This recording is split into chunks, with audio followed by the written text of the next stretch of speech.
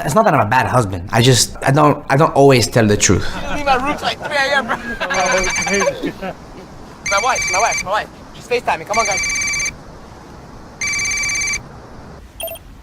Hi, babe. What are you doing? I'm just going to bed. I'm in the hotel room. Oh, okay. Okay, I love you. Love you Good night. too. Bye. Okay, we're good. But Hey. What's up? All right, so check it. Hopefully you tuned in to the last video. And if you hadn't, go back so you can catch up to where I am now. Okay, if you're all caught up, hope you stick around so you can hear the rest of this. So anyway, I woke up in ICU. And when I woke up in ICU, I was like, yo, where the fuck am I at? You know what I'm saying? What's going on? You know, last thing I remember was this. Last thing I remember was that. And one of my memories was there was a young lady from a different floor that I was admitted on a different floor months ago. You know, like 4 or 5 months before the time that I had gone to the hospital this last go around.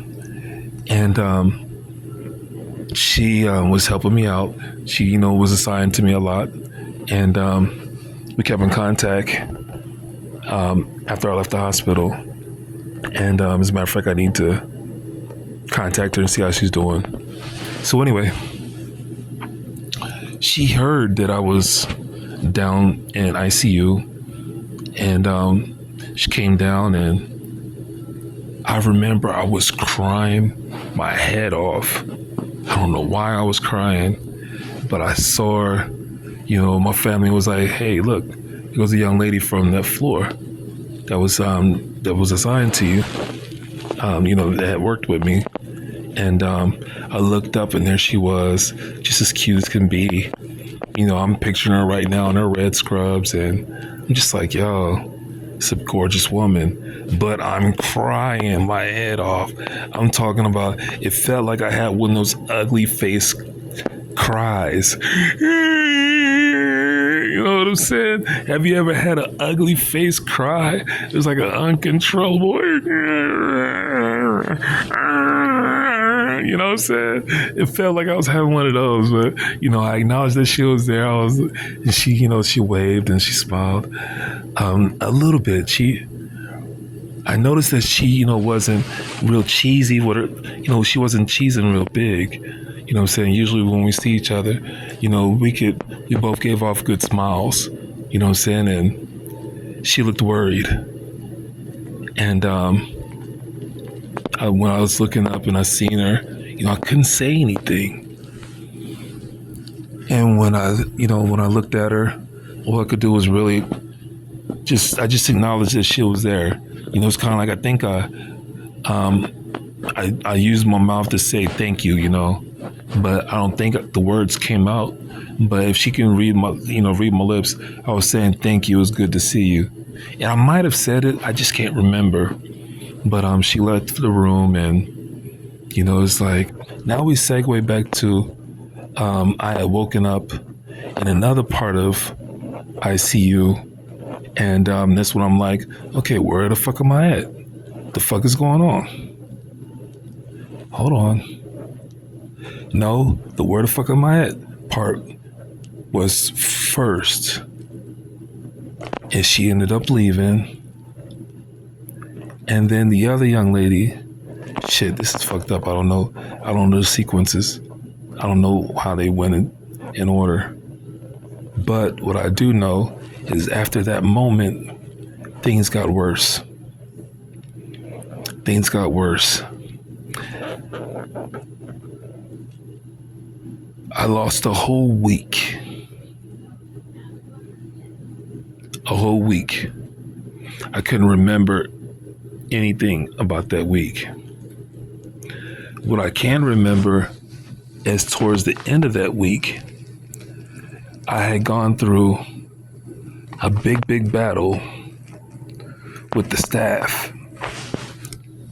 Come to find out, it was all hallucinations. But still, I can't go into detail right now about the things that I was hallucinating, but it was a fucked up time. I was going through some fucked up moments, and the things that I was seeing is pretty fucked up. I got a very vivid imagination. I am a creative type person, and even when I dream organic shit, meaning, you know, forms and shapes of things that I haven't seen before. And so there's been so many times when I've been like on morphine or no, I've been on morphine like only once, and that was like when I first got hurt.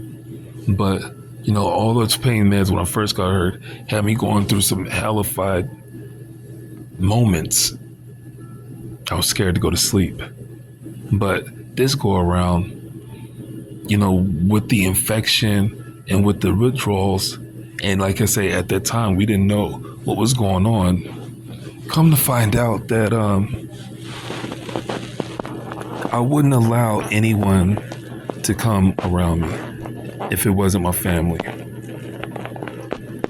Folks was bringing me food, folks was bringing me medications, and I wouldn't accept it. I was scared.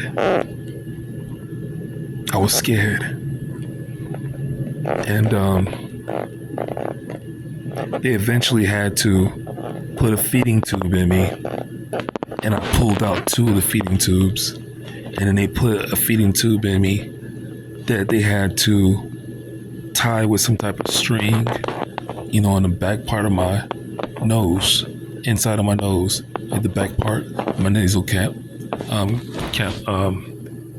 nasal. Oh, how you say that? Nasal. It was a nasal cannula, but my nasal canal. I guess it's the same fucking type words. But anyway, this damn thing had me feeling like the Elephant Man because it extended out of my nose and then it hooked downwards. And then there was a long ass tube that swung like an elephant trunk. And I had to be careful where I laid my head because it hurt. You know, my nose, the inside of my nose was sensitive because I had pulled out 2 other, you know, fucking feeding tubes and shit. And feeding tubes go through your nose. So my nose was sensitive as fuck. And I still was hallucinating and still was having fucking dreams and shit, fucked up dreams. And, you know, I was pulling people from real life into my dreams. And it wasn't pretty. It wasn't pretty.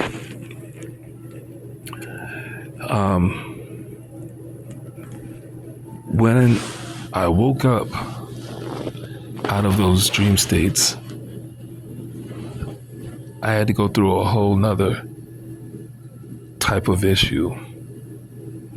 And what I need you to do is I need you to come back and continue this journey with me. So I'm gonna have to get off of here. Got some shit to do.